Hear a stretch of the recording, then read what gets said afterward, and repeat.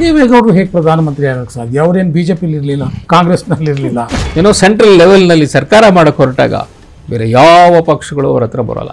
ರಾಮಕೃಷ್ಣ ಹೆಗಡೆ ಮತ್ತು ದೇವೇಗೌಡರ ಹೆಸರು ಮುನ್ನೆಲೆಗೆ ಬರುತ್ತೆ. ಯಾಕಂದರೆ 46 ಸೀಟಲ್ಲಿ 16 ಸೀಟು ಕರ್ನಾಟಕದಿಂದ ಬಂದಿರುತ್ತೆ. ಯಾಕಂದರೆ ಹಿಂದೆನೇ ಅವ್ರಿಗೊಬ್ರು ಜ್ಯೋತಿಷ್ ಹೇಳಿರ್ತಾರೆ, ನೋಡಿ ನೀವು ಒಂದಲ್ಲ ಒಂದು ಬಾರಿ ಪ್ರಧಾನಮಂತ್ರಿ ಆಗ್ತೀರಿ ಅಂತ ಹೇಳಿ. ಸೊ ಆ ಹಿನ್ನೆಲೆಯಲ್ಲಿ ಎಲೆಕ್ಷನ್ಸ್ ಟೈಮ್ನಲ್ಲಿ ದೇವೇಗೌಡರು ತುಂಬ ಚೆನ್ನಾಗಿ ಪ್ಲಾನ್ ಮಾಡಿರ್ತಾರೆ. ಎಲ್ರಿಗೂ ಗೊತ್ತಿರುತ್ತೆ, it can be a hang parliament, so ಇವರು ಆಗ್ಬೋದು ಅಂತ ಹೇಳಿ. ದೇವೇಗೌಡ್ರೆ ಆಗಲಿ ಅಂತ ಹೇಳಿ ಲಾಲೂ ಪ್ರಸಾದ್ ಯಾದವ್ ಮತ್ತು ಜ್ಯೋತಿ ಬಸು ಇವರೆಲ್ಲ ನಿರ್ಧಾರ ಮಾಡ್ತಾರೆ.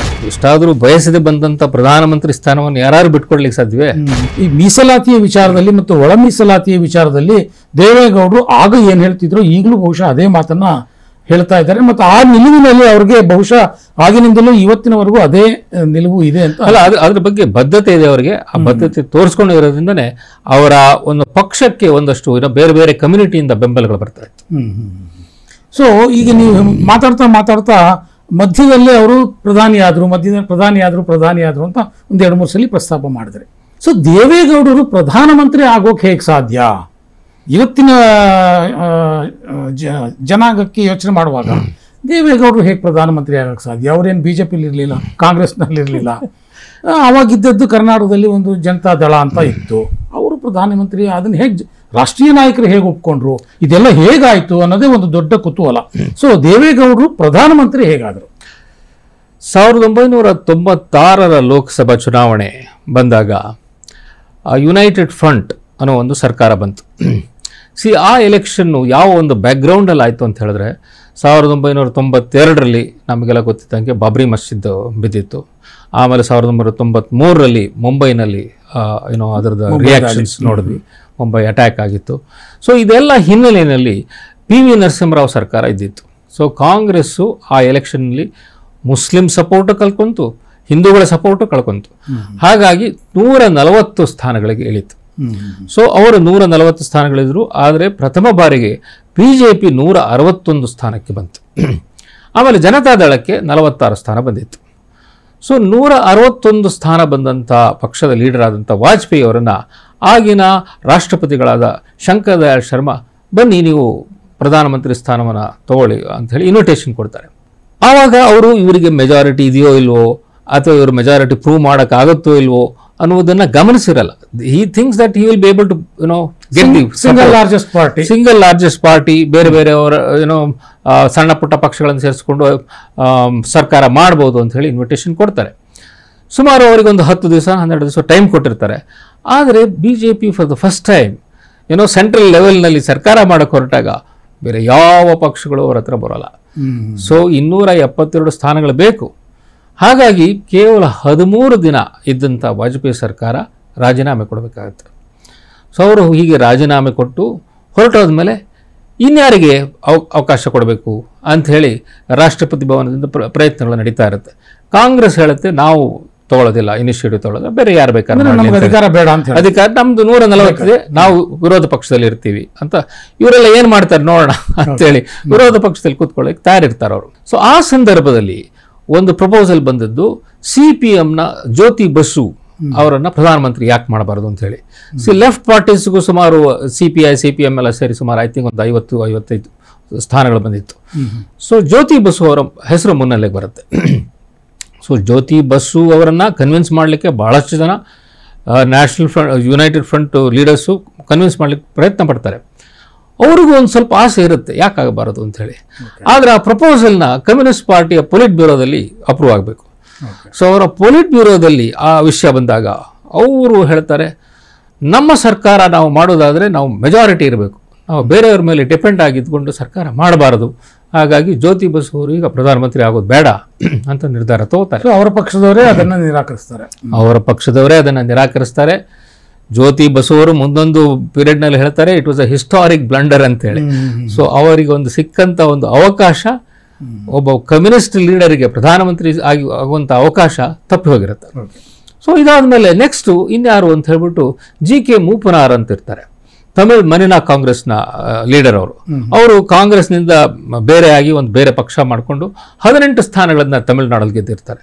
ಅವ್ರಿಗೆ ಆಫರ್ ಮಾಡ್ತಾರೆ.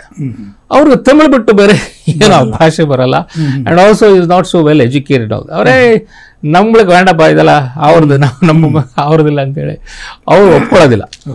ಅವರು ಒಪ್ಕೊಳ್ಳದೆ ಇದ್ಮೇಲೆ ಇನ್ನು 3ನೇ ಸ್ಥಾನದಲ್ಲಿದ್ದಂಥ ಜನತಾದಳದಲ್ಲಿ ಹುಡ್ಕೋಣ ಅನ್ನೋ ಒಂದು ಮಾತು ಬರುತ್ತೆ. ಅದು ಬಂದಾಗ ಯಾರಾಗಬಹುದು ಅಂದರೆ ಲಾಲೂ ಪ್ರಸಾದ್ ಯಾದವ್ ಹೆಸರು ಬರುತ್ತೆ. ಸೊ ಲಾಲೂ ಪ್ರಸಾದ್ ಮೇಲೆ ಫಾರ್ಡರ್ ಸ್ಕ್ಯಾಮ್ದು ಒಂದು ಹಗರಣ ಇದ್ದಿದ್ದರಿಂದ ಬೇಡ ಅಂತ ಹೇಳಿ ನಿರ್ಧಾರ ಮಾಡ್ತಾರೆ. ಆವಾಗ ಜನತಾದಳದಲ್ಲಿ ಉಳಿದವರು ಯಾರು? ರಾಮಕೃಷ್ಣ ಹೆಗಡೆ ಮತ್ತು ದೇವೇಗೌಡರ ಹೆಸರು ಮುನ್ನೆಲೆಗೆ ಬರುತ್ತೆ. ಯಾಕಂದರೆ 46 ಸೀಟಲ್ಲಿ 16 ಸೀಟು ಕರ್ನಾಟಕದಿಂದ ಬಂದಿರುತ್ತೆ, ಮ್ಯಾಕ್ಸಿಮಮ್ ನಂಬರು ಕರ್ನಾಟಕದಿಂದ ಬಂದಿರುತ್ತೆ. ಹಾಗಾಗಿ ಇವರಿಬ್ಬರಲ್ಲಿ ಒಬ್ಬರು ಏನೋ ಪ್ರಧಾನಮಂತ್ರಿ ಸ್ಥಾನಕ್ಕೆ ಆಗ್ಬೋದೇನೋ ಅನ್ನೋ ಒಂದು ಚರ್ಚೆ ಶುರು ಆಗುತ್ತೆ. ಅವರಿಬ್ಬರ ಮಧ್ಯದಲ್ಲಿ ಏನು ಒಂದು ಸಾಮಾನ್ಯವಾದಂಥ ಅಭಿಪ್ರಾಯ ಏನಂದರೆ, ರಾಮಕೃಷ್ಣ ಹೆಗಡೆ ಅವರು ದೇವೇಗೌಡರಿಗಿಂತ ಸಾಕಷ್ಟು ಅನುಭವ ಹೊಂದಿದ್ದಾರೆ, ನ್ಯಾಷನಲ್ ಲೆವೆಲ್ ಲೀಡರ್ ಆಗಿ ಅವರು ಗುರುತಿಸ್ಕೊಂಡಿದ್ದಾರೆ, 5 ವರ್ಷ ಮುಖ್ಯಮಂತ್ರಿ ಆಗಿದ್ದವರು, ಮತ್ತು ಕೋಯಲಿಷನ್ ಸರ್ಕಾರ ನಡೆಸಿದಂಥ ಅನುಭವ ಇದೆ. ಸೊ ಇದನ್ನೆಲ್ಲ ಕನ್ಸಿಡರ್ ಮಾಡಿ ಅವರೇ ಪ್ರಧಾನಮಂತ್ರಿ ಆಗಬಹುದೇನೋ ಅಂತ ಒಂದು ಕೆಲವು ವಲಯಗಳಲ್ಲಿ ಏನೋ ಒಂದು ಅಭಿಪ್ರಾಯ ಕೇಳಿ ಬರ್ತಾ ಇರುತ್ತೆ. ಆದರೆ ದೇವೇಗೌಡರು ಕೂಡ ಒಂದು ಸಣ್ಣ ಆಸೆ ಇರುತ್ತೆ. ಯಾಕಂದ್ರೆ ಹಿಂದೆನೆ ಅವ್ರಿಗೊಬ್ರು ಜ್ಯೋತಿಷ್ ಹೇಳಿರ್ತಾರೆ, ನೋಡಿ ನೀವು ಒಂದಲ್ಲ ಒಂದು ಬಾರಿ ಪ್ರಧಾನಮಂತ್ರಿ ಆಗ್ತೀರಿ ಅಂತ ಹೇಳಿ. ಬಹುಶಃ ಆ ಹಿನ್ನೆಲೆಯಲ್ಲಿ ಬಿಟ್ಟಿರ್ತಾರೆ. ಸೊ ಆ ಹಿನ್ನೆಲೆಯಲ್ಲಿ ಎಲೆಕ್ಷನ್ಸ್ ಟೈಮ್ನಲ್ಲಿ ದೇವೇಗೌಡರು ತುಂಬ ಚೆನ್ನಾಗಿ ಪ್ಲ್ಯಾನ್ ಮಾಡಿರ್ತಾರೆ. ಮತ್ತು ಅವರಿಗೆ ನೋಡಿ ಈ ಜಾತಿ ಸಮೀಕರಣ, ಯಾವ್ಯಾವ ಕಾನ್ಸ್ಟಿಟ್ಯೂನ್ಸಿಲಿ ಯಾವ್ಯಾವ ಕಾಸ್ಟ್ ಜಾಸ್ತಿ ಇದೆ, ಇದನ್ನೆಲ್ಲ ಭಾಳ ಡೀಪಾಗಿ ಸ್ಟಡಿ ಮಾಡಿರ್ತಕ್ಕಂಥವ್ರು. ಸೊ ಅವರು ಕರೆಕ್ಟಾಗಿ ಸೆಲೆಕ್ಷನ್ ಕೂಡ ಕರೆಕ್ಟಾಗಿ ಮಾಡ್ತಾರೆ. Candidate selection was also very very important. So ಆ ಸಂದರ್ಭದಲ್ಲಿ ಜನತಾದಳದಲ್ಲಿ ಪಾರ್ಲಿಮೆಂಟರಿ ಬೋರ್ಡ್ಗೆ ಶಾಣಪ್ಪ ಅಂತ ನಮ್ಮ ಶೆಡ್ಯೂಲ್ ಕಾಸ್ಟ್ ಸೀನಿಯರ್ ಲೀಡರು ಅವರು ಅಧ್ಯಕ್ಷರಾಗಿರ್ತಾರೆ. ಶಾಣಪ್ಪನವರು, ಆಮೇಲೆ ಹೆಗಡೆ, ಬೊಮ್ಮಾಯಿ, ಜೇಜ್ ಪಟೇಲ್ ಇವರೆಲ್ಲ ಒಂದು MPM ಗೆಸ್ಟ್ ಹೌಸ್ನಲ್ಲಿ ಕೂತ್ಕೊಂಡು ಕ್ಯಾಂಡಿಡೇಟ್ಸ್ನ ಸೆಲೆಕ್ಟ್ ಮಾಡೋಕೆ ಕೂತಿರ್ತಾರೆ. ಆ ಮೀಟಿಂಗಿಗೆ ದೇವೇಗೌಡರು ಅಟೆಂಡ್ ಆಗಬೇಕಾಗಿರುತ್ತೆ. ಆದರೆ ಅವರು ಮುಖ್ಯಮಂತ್ರಿಗಳು ನಾನು ಬ್ಯುಸಿ ಇದ್ದೀನಿ, ನೀವೆಲ್ಲ ಮಾಡಿ, ನೀವೆಲ್ಲ ಫೈನಲೈಸ್ ಮಾಡಿ ಅಂತ ಹೇಳ್ತಾರೆ. ಸೊ ಇವರೆಲ್ಲ ಫೈನಲೈಸ್ ಮಾಡಿಕೊಂಡು ಕಾಯ್ತಾ ಇರ್ತಾರೆ ಗೌಡ್ರಿಗೆ.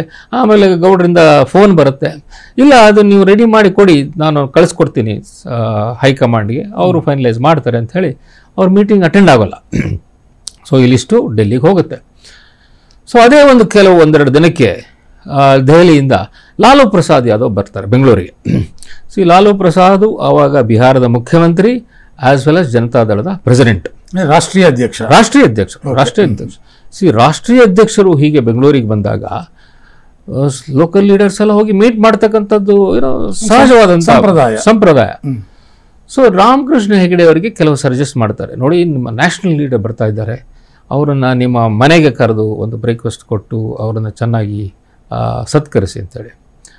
ರಾಮಕೃಷ್ಣ ಹೆಗಡೆಗೆ ಈಗಾಗಲೇ you was much senior to Lalu Prasad Yadav. Lalu Prasad ಮೇಲೆ ಈ ರೀತಿ ಒಂದು ದೊಡ್ಡ 1000 ಕೋಟಿ ಹಗರಣ ಇದೆ, ಅವರಿಗೆ ಒಳ್ಳೆಯ ಒಂದು ಇಮೇಜ್ ಇಲ್ಲ, ಅಂಥವ್ರ ಜೊತೆಗೆ ನಾನು ಯಾಕೆ ಕಾಣಿಸ್ಕೊಳ್ಬೇಕು ಅಂಥೇಳಿ ಅವರನ್ನು ಭೇಟಿ ಕೂಡ ಮಾಡೋದಿಲ್ಲ ಅವರು. ಸೊ ಲಾಲೂ ಪ್ರಸಾದ್ ಅವರಿಗೆ ಹೆಗಡೆ ಬಗ್ಗೆ ತುಂಬ ಗೌರವ ಇರುತ್ತೆ. ಸೊ ಇವರು ಒಳ್ಳೆ ಕೆಲಸ ಮಾಡಿದ್ದಾರೆ ಮುಖ್ಯಮಂತ್ರಿ ಆಗಿ, ಮತ್ತು ಗ್ರಾಸ್ ರೂಟ್ ಲೆವೆಲ್ ಪಾಲಿಟಿಕ್ಸನ್ನು ಹೇಗೆ ಮಾಡ್ಬೋದು ಅಂತ ಹೇಳಿ ತೋರಿಸ್ಕೊಟ್ಟಿದ್ದಾರೆ ಅಂತೆಲ್ಲ ಹೇಳಿ. ಸೊ ಇವರನ್ನು ಪ್ರಮೋಟ್ ಮಾಡಲಿಕ್ಕೆ ಲಾಲೂ ಪ್ರಸಾದ್ ರೆಡಿ ಇರ್ತಾರೆ. ಆದರೆ ರಾಮಕೃಷ್ಣ ಹೆಗಡೆನೇ ಅವ್ರನ್ನ ಹೆಂಗೆ ದೂರ ಮಾಡಿದ್ರು ಆವಾಗ, ಸೊ ಆ ಸಂದರ್ಭದಲ್ಲಿ ಲಾಲೂ ಪ್ರಸಾದ್ ಅವರು ಆಯಿತು ಬರೀ ಫೋನ್ನಲ್ಲಿ ಮಾತಾಡ್ತಾರೆ, ನಮ್ಮದು ಎಲೆಕ್ಷನ್ ಇನ್ನೇನು ಕೆಲವು ತಿಂಗಳಲ್ಲಿದೆ, ನೀವು ಬಂದು ಕ್ಯಾಂಪೇನ್ ಮಾಡಿ ಅಂತ ಹೇಳಿ ಹೆಗಡೆ ಅವ್ರಿಗೆ ಹೇಳ್ತಾರೆ. ಹೆಗಡೆ ಅವರು ಆಯಿತು ಅಂತ ಹೇಳ್ತಾರೆ, ಬಟ್ ಅದು ಹೋಗೋದು ಇಲ್ಲ, ಅಲ್ಲಿ ಕ್ಯಾಂಪೇನಿಗೆ ಹೋಗಲ್ಲ. ಆದರೆ ದೇವೇಗೌಡರು ಗೊತ್ತು ಲಾಲೂ ಪ್ರಸಾದ್ ಯಾದವ್ ಅವರ ಇಂಪಾರ್ಟೆನ್ಸ್. ಅವರು ಮುಖ್ಯಮಂತ್ರಿಯಾಗಿ ಅವರನ್ನು ಚೆನ್ನಾಗಿ ಸತ್ಕಾರ ಮಾಡಿ, ಅವರ ಹಿಂದೆ ಮುಂದೆನೇ ಇದ್ದು ಎರಡು ದಿವಸ ಬೆಂಗಳೂರಿನಲ್ಲಿದ್ದಾಗ ಅವ್ರನ್ನ ಚೆನ್ನಾಗಿ ನೋಡಿಕೊಂಡು ದೆಹಲಿಗೆ ಕಳಿಸ್ಕೊಡ್ತಾರೆ. ಸೊ ಇಷ್ಟೆಲ್ಲ ಆದಮೇಲೆ ಡೆಲ್ಲಿ ಪಾರ್ಲಿಮೆಂಟ್ರಿ ಬೋರ್ಡು ಮೀಟಿಂಗ್ ಸೇರುತ್ತೆ, ಯಾವ ಸೆಲೆಕ್ಷನ್ ಆಫ್ ಕ್ಯಾಂಡಿಡೇಟ್ಸ್ ಬಂದಾಗ. ಸೊ ಲಾಲೂ ಪ್ರಸಾದ್ ಹೇಳ್ತಾರೆ ದೇವೇಗೌಡರಿಗೆ, ಎಲ್ಲಿ ನಿಮ್ಮ ಲಿಸ್ಟ್ ಕೊಡಿ ಅಂತೇಳಿ. ಇಲ್ಲ ಕಳಿಸಿದ್ದೀವಲ್ಲ, ಹೊಡೆದು ಆಪ್ಕ ಲಿಸ್ಟ್ ದೀಜಿಯೇ. ಸೊ ದೇವೇಗೌಡರು ಅವ್ರದ್ದೇ ಒಂದು ಲಿಸ್ಟ್ ರೆಡಿ ಮಾಡ್ಕೊಂಡು ಹೋಗಿರ್ತಾರೆ. ಸೊ ಆ ಲಿಸ್ಟನ್ನು ಕನ್ಸಿಡರ್ ಮಾಡಿ ಕ್ಯಾಂಡಿಡೇಟ್ ಸೆಲೆಕ್ಷನ್ ಆಗುತ್ತೆ. ಸೊ ಈ ರೀತಿ ಕ್ಯಾಂಡಿಡೇಟ್ ಸೆಲೆಕ್ಷನ್ನಿಂದ ಹಿಡಿದು ಆಮೇಲೆ ದೇವೇಗೌಡರು ಏನೋ ಮುಖ್ಯಮಂತ್ರಿ ಬೇರೆ ಆಗಿರ್ತಾರಲ್ಲ, ಪ್ರತಿಯೊಬ್ಬರಿಗೂ ಒಂದು 50 ಲಕ್ಷದಷ್ಟು ಫಂಡ್ ಕೊಡ್ತಾರೆ, ಏನೋ ಎಲೆಕ್ಷನ್ ಎಕ್ಸ್ಪೆಂಡಿಚರ್. ಆಮೇಲೆ 16 ಜನ ಗೆಲ್ಲುವಂತ ನೋಡ್ಕೋತಾರೆ. ಅಫ್ಕೋರ್ಸ್ ರಾಮಕೃಷ್ಣ ಹೆಗಡೆ ಅವ್ರದ್ದು ಕಾಂಟ್ರಿಬ್ಯೂಷನ್ ಇರುತ್ತೆ, ಅವರು ಚುನಾವಣಾ ಪ್ರಚಾರ ಮಾಡಿದ್ರಿಂದ ಬಹಳಷ್ಟು ಕ್ಯಾಂಡಿಡೇಟ್ಸ್ ಗೆದ್ದಿರ್ತಾರೆ. ಆದರೆ when it comes to the crucial issue of leadership issue ಬಂದಾಗ ಈ ರೀತಿ ನಡೆದಿರುತ್ತೆ. ಸೊ ಅದೇ ಸಂದರ್ಭದಲ್ಲಿ ರಿಸಲ್ಟ್ಸ್ ಬರ್ತಾ ಇರುತ್ತೆ. ರಿಸಲ್ಟ್ಸ್ ಬರೋಕ್ಕೆ ಶುರು ಆದಾಗ NDTV ಅನ್ನೋ ಒಂದು TV ಸಂಸ್ಥೆಗೆ ಪ್ರಣಯ್ ರಾಯ್ ಅಂತ ಸ್ಟಾರ್ ಆಂಕರ್ ಇರ್ತಾರೆ, ಅವರು ಬೆಂಗಳೂರು ಬಂದಿರ್ತಾರೆ. ಸೊ ಎಲ್ಲರಿಗೂ ಗೊತ್ತಿರುತ್ತೆ ಕಾಂಗ್ರೆಸ್ ಸೋಲ್ತಾ ಇದೆ ಮತ್ತು ಈ ಸರ್ತಿ ಪ್ರಾಬ್ಲಿ ಇನ್ನೊಂದು ಕೊಯಲಿಷನ್ ಸರ್ಕಾರ ಬರುತ್ತೆ ಅಂತ ಹೇಳಿ. ಸೊ ಪ್ರಣಯ್ ರಾಯ್ ಅವರು ಬೆಂಗಳೂರಿಗೆ ಬಂದಾಗ ಪ್ರೆಸ್ ಕ್ಲಬ್ನಲ್ಲಿ ಈ ಎಲೆಕ್ಷನ್ ಕಮಿಷನ್ ಅವರು ರಿಸಲ್ಟ್ಸನ್ನು ನೋಡಲಿಕ್ಕೆ ಅರೇಂಜ್ ಮಾಡಿರ್ತಾರೆ, ಮೀಡಿಯಾದವರೆಲ್ಲ ಸೇರಿರ್ತಾರೆ, ಅಲ್ಲೇ ಲೈವ್ ಅಪ್ ಟು ಡೇಟ್ಗಳು ಬರ್ತಾ ಇರುತ್ತೆ. ಸೊ ಅಲ್ಲಿಗೆ ರಾಮಕೃಷ್ಣ ಹೆಗಡೆ ಅವ್ರನ್ನ ಕರೆಸ್ತಾರೆ ಇಂಟರ್ವ್ಯೂ ಮಾಡಲಿಕ್ಕೆ. ಆ ಕಾಲದಲ್ಲಿ ಲೈವ್ ಇಂಟರ್ವ್ಯೂ ಅನ್ಸ್ big thing. So Ramakrishna Hegde ಅವರು ಮಿರಿ ಬಿತ್ತಿರುವಂಥ ಒಂದು ಪೈಜಾಮ ಜುಬ್ಬ ಎಲ್ಲ ಹಾಕ್ಕೊಂಡು ಬಂದು ಕೂತ್ಕೋತಾರೆ. ಸೊ ಎಲ್ಲ ಸ್ಪಾಟ್ ಲೈಟ್ಗಳೆಲ್ಲ ಅವ್ರ ಮೇಲೆ ಮತ್ತು ಪ್ರಣಯ್ ರಾಯ್ ಮೇಲೆ ಇರುತ್ತೆ. ಸೊ ಪ್ರಣಯ್ ರಾಯ್ ಇಂಟರ್ವ್ಯೂ ಮಾಡ್ಲಿಕ್ಕೆ ಶುರು ಮಾಡ್ತಾರೆ. ಅವರು ಪ್ರಶ್ನೆ ಕೇಳುವ ರೀತಿ ಮತ್ತು ಇವರು ಉತ್ತರ ಹೇಳುವ ರೀತಿ ನೋಡಿದ್ರೆ ಒಬ್ಬ ಸಂಭಾವ್ಯ ಪ್ರಧಾನಮಂತ್ರಿ ಹತ್ರ ಮಾತಾಡ್ತಾ ಇದ್ದಾರೇನೋ ಅನ್ನೋ ರೀತಿಯಲ್ಲಿ ಆ ಸಂಭಾಷಣೆ ನಡೆಯುತ್ತೆ. ಯಾಕಂದ್ರೆ is one of the candidates, future candidates, ಎಲ್ರಿಗೂ ಗೊತ್ತಿರುತ್ತೆ it can be a hang parliament, so ಇವರು ಆಗ್ಬೋದು ಅಂತ ಹೇಳಿ. ಸೊ ಆ ಸಂಭಾಷಣೆಗಳು ನಡೆಯುತ್ತೆ. ಸೊ ಅದೆಲ್ಲ ಪ್ರಸಾರ ಆಗುತ್ತೆ. ಆವಾಗ ಬಹುಶಃ ನನಗನ್ಸಿದ್ದು ದೇವೇಗೌಡರು ಮುಖ್ಯಮಂತ್ರಿ ಆಗಿ ಅಧಿಕೃತ ಮುಖ್ಯಮಂತ್ರಿ ನಿವಾಸದಲ್ಲಿದ್ದುಕೊಂಡು ಈ TV ಸಂಭಾಷಣೆ ನೋಡಿರ್ಬೋದು. ನನ್ನ ಊಹೆ ಅಂದರೆ ಅವರು ಒಂದು ತಡೆ ಮೇಲೆ ಕೈ ಇದ್ದಾರೆ, ಆಹಾ ಆಯಿತು ನೋಡ್ತೀನಿ ಅಂತ ಅಂದಿರ್ಬೋದು ಅಂತ. ಯಾಕೆಂದ್ರೆ ಹಾಗಿತ್ತು ಪರಿಸ್ಥಿತಿ. ಆ್ಯಂಡ್ ರಾಮಕೃಷ್ಣ ಹೆಗಡೆ ಅವರು ಆಗ್ತಾರ ಪ್ರಧಾನಮಂತ್ರಿ, ಆಯಿತು ನೋಡೋಣ ಅಂತ ಹೇಳಿ ಅಂದ್ಕೊಂಡಿರ್ಬೋದು ಅಂಥೇಳಿ. ಸೊ ಹೀಗೆ ಲಿಸ್ಟು ಬಂತು ಆಚೆಗೆ. ದೆನ್ ಎಲೆಕ್ಷನ್ ರಿಸಲ್ಟ್ಸ್ ಎಲ್ಲ ಬಂತು. ಫೈನಲಿ ದೇವೇಗೌಡ್ರೆ ಆಗಲಿ ಅಂಥೇಳಿ ಲಾಲೂ ಪ್ರಸಾದ್ ಯಾದವ್ ಮತ್ತು ಜ್ಯೋತಿ ಬಸು ಇವರೆಲ್ಲ ನಿರ್ಧಾರ ಮಾಡ್ತಾರೆ. ಅದರಲ್ಲೂ ಹರ್ಕಿಶನ್ ಸಿಂಗ್ ಸುರ್ಜಿತ್ CPM ಲೀಡರು, ಅವರು ದೇವೇಗೌಡರನ್ನ ಜ್ಯೋತಿ ಬಸು ಹತ್ರ ಕರ್ಕೊಂಡೋಗಿ, ನೋಡಿ ಇವರೇ ಒಳ್ಳೆಯ ಅಭ್ಯರ್ಥಿ ನಮಗೆ ಪ್ರಧಾನಮಂತ್ರಿ ಆಗಲಿಕ್ಕೆ, and is also from backward class, so ನಾವೊಂದು ಮೆಸೇಜ್ ಕೊಡಲಿಕ್ಕಾಗುತ್ತೆ ದೇಶಕ್ಕೆ, ಅವರನ್ನು ಪ್ರಧಾನಮಂತ್ರಿ ಮಾಡೋಣ ಅಂಥೇಳಿ. ದೇವೇಗೌಡರಿಗೆ ಇನಿಷಿಯಲಿ ಒಂದು ಸ್ವಲ್ಪ ಹೆಸಿಟೇಷನ್ ಇರುತ್ತೆ. ನಾನು ರಾಷ್ಟ್ರ ರಾಜಕಾರಣ ಜಾಸ್ತಿ ನೋಡಿಲ್ಲ, ಮತ್ತು ನನಗೆ ಹಿಂದಿ ಬರೋಲ್ಲ, ಮತ್ತು ನಮಗೆ ಮೆಜಾರಿಟಿ ಇಲ್ಲ, ಬರೀ 46 ಜನ MP ಗಳಿರೋದು. ಸೊ ಕಾಂಗ್ರೆಸ್ ಔಟ್ಸೈಡ್ ಸಪೋರ್ಟ್ ಕೊಡ್ತೀವಿ ಅಂತ ಹೇಳಿದ್ದಾರೆ, ಯಾವತ್ತು ಕಾಲು ಎಳಿತಾರೋ ಗೊತ್ತಿಲ್ಲ. ಮತ್ತು ನಾನು ಮುಖ್ಯಮಂತ್ರಿಯಾಗಿ ಇನ್ನೂ 2 ವರ್ಷ ಕೂಡ ಆಗಿಲ್ಲ, ಈ ಜಾಗ ತೊಗೊಳ್ಬೇಕು, ಈ ಪ್ರಧಾನಮಂತ್ರಿ ಸ್ಥಾನ ತೊಗೊಳ್ಬೇಕು ಬೇಡೋ ಅಂತ ಪಾಪ ಅವರಿಗೆ ಭಾಳ ದ್ವಂದ್ವದಲ್ಲಿರ್ತಾರೆ. ಆವಾಗ ಜ್ಯೋತಿ ಬಸುನ ಹೇಳ್ತಾರೆ, ಇಲ್ಲ ನೀವು ಅರ್ಹರಿದ್ದೀರಿ ಪ್ರಧಾನಮಂತ್ರಿ ಆಗಿ ಅಂಥೇಳಿ. ಎಷ್ಟಾದರೂ ಬಯಸದೆ ಬಂದಂಥ ಪ್ರಧಾನಮಂತ್ರಿ ಸ್ಥಾನವನ್ನು ಯಾರು ಬಿಟ್ಕೊಡ್ಲಿಕ್ಕೆ ಸಾಧ್ಯವೇ? ಸೊ ದೇವೇಗೌಡರಿಗೂ ಆಸೆ ಬರುತ್ತೆ, ಪ್ರಧಾನಮಂತ್ರಿ ಸ್ಥಾನಕ್ಕೆ ರೆಡಿ ಆಗ್ತಾರೆ. ಅಂದರೆ ಮುಖ್ಯಮಂತ್ರಿ ಸ್ಥಾನದಿಂದ ಪ್ರಧಾನಮಂತ್ರಿ ಸ್ಥಾನಕ್ಕೆ ಹೋಗುವ ಈ ಒಂದು ಘಟ್ಟ ಏನಿದೆ, ಅದರಲ್ಲಿ ಅವರು ಅದೃಷ್ಟದ ಬೆಂಬಲ ಇದೆ ಅಂತ ಅಂದರೂ ಕೂಡ ಜ್ಯೋತಿಷಿ ಹೇಳಿದ ಮಾತಿನಿಂದಾಗಿ ಅವರು ಸ್ವಲ್ಪ ಸ್ಟ್ರಾಟಜಿ ಮಾಡಿದ್ರು ಅನ್ನುವಂಥದ್ದು ಈ ವಿಚಾರದಲ್ಲಿ ಗೊತ್ತಾಗುತ್ತೆ. ಸೊ ಪ್ರಧಾನಮಂತ್ರಿಯಾಗಿ ದೇವೇಗೌಡರು ಯಾವ ರೀತಿ ಕೆಲಸ ಮಾಡಿದ್ರು, ಈ ಕುತೂಹಲ ನಮ್ಮ ವೀಕ್ಷಕರಿಗೆ ಖಂಡಿತ ಇರುತ್ತೆ. ಆ ಕುತೂಹಲವನ್ನು ತಣಿಸುವಂಥ ಇನ್ನೊಂದಷ್ಟು ಮಾಹಿತಿಗಳು ನಮ್ಮ ಮುಂದಿನ ಸಂಚಿಕೆಯಲ್ಲಿ ನಿಮ್ಮಿಂದ ಬರುತ್ತೆ ಅನ್ನುವಂಥ ಒಂದು ನಿರೀಕ್ಷೆ ಇಟ್ಕೊಂಡು ಈ ಸಂಚಿಕೆಯನ್ನು ಇವತ್ತಿಗೆ ನಾನು ಮುಗಿಸ್ತಾ ಇದ್ದೀನಿ. ನಮಸ್ಕಾರ. ನಮಸ್ಕಾರ.